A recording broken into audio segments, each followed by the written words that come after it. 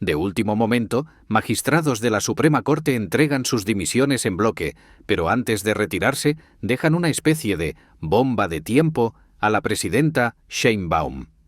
Revisemos este suceso y analicemos qué puede surgir de todo esto.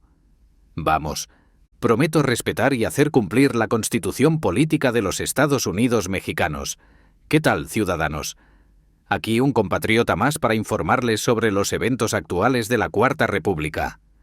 Así es, ciudadanos, más intentos desesperados y maniobras improvisadas de parte de Norma Piña para intentar anular la reforma judicial de cualquier modo posible.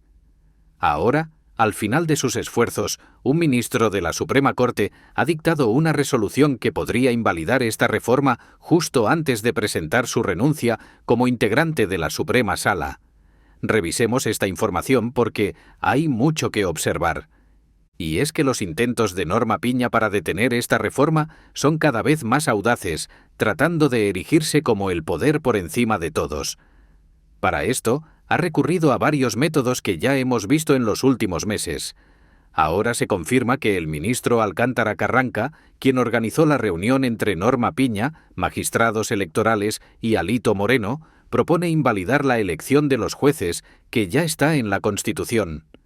A la par de los preparativos para las elecciones de jueces en 2025, se reveló este proyecto de Alcántara Carranca, que será sometido a votación en la Suprema Corte.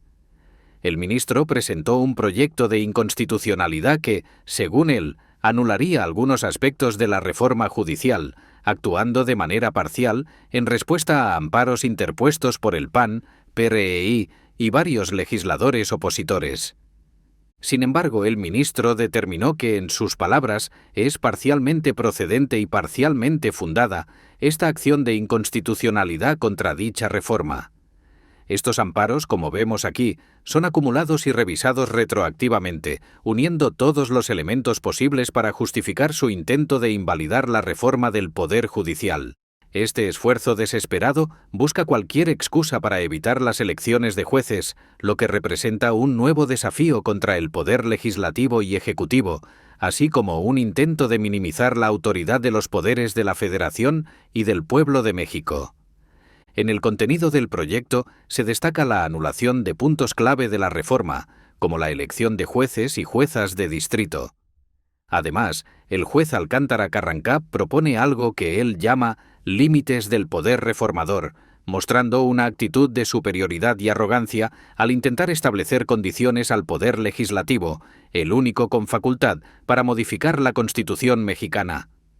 Este juez pretende estar por encima de cientos de legisladores, incluyendo a diputados, senadores, congresos locales y también de la presidenta y de los millones de mexicanos que votaron por esta reforma. Esto es algo inaudito en la historia de México. Antes ninguna reforma constitucional podía ser invalidada, pero ahora este juez pretende convencernos de que sí, argumentando que lo hace en un gesto de benevolencia, porque el PRI y el PAN están en desacuerdo.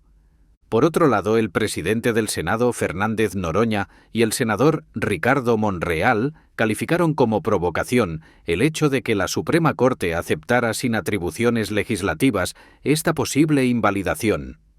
Advirtieron sobre un conflicto entre poderes si el Poder Judicial declarara la inconstitucionalidad de esta reforma, e insinuaron que podría iniciarse un juicio político contra aquellos que violen la Constitución y traten de suplantar las funciones de otros poderes de la Federación. Escuchemos a estos senadores, quienes advierten a estos jueces de que se están poniendo ellos mismos en una posición comprometida al violar la Constitución y la ley. Por esta razón, el poder reformador no puede permitir que un ministro derrumbe una reforma fruto del Congreso de la Unión y de la mayoría de legislaturas locales. Nosotros no detendremos el proceso. Habrá elección de jueces y magistrados porque este juez no tiene competencia para invalidar una reforma constitucional.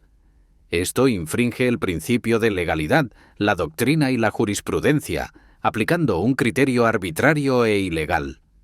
Todo esto era predecible, especialmente desde que algunos jueces empezaron a suspender y bloquear la reforma. Es una batalla ardua. Si la ministra presidenta Norma Piña no recapacita, se podría aplicar un juicio político.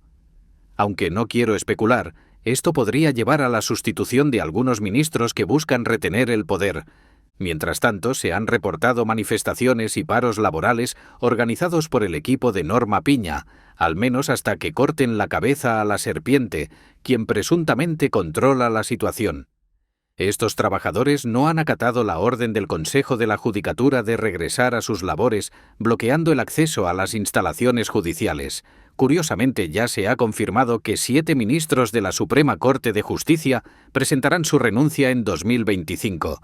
Este hecho fue revelado por el director editorial del Heraldo de México, Alfredo González, quien afirmó que 7 ministros dejarán sus cargos el 29 de octubre, efectiva en agosto de 2025. Las ministras Leni Abatrez, Loreta Ortiz, Yasmín Esquivel y posiblemente Norma Piña serían las únicas en quedarse.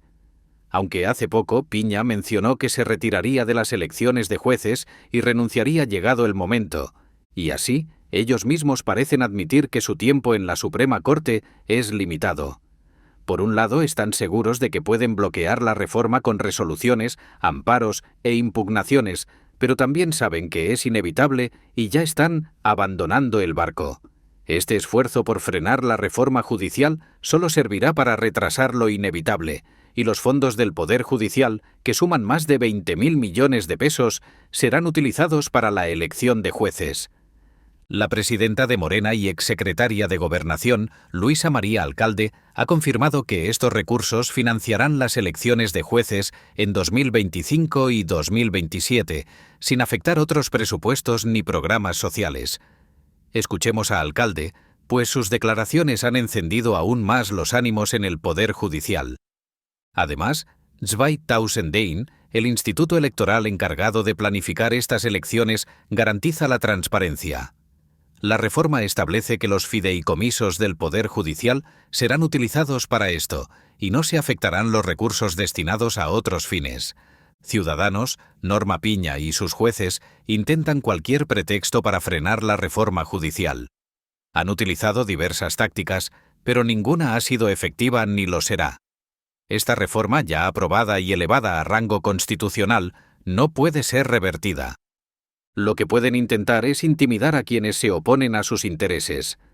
Hoy mismo, la jueza Nancy Juárez dio un ultimátum a la presidenta Sheinbaum, amenazando con denunciarla si no retira la reforma del Diario Oficial de la Federación.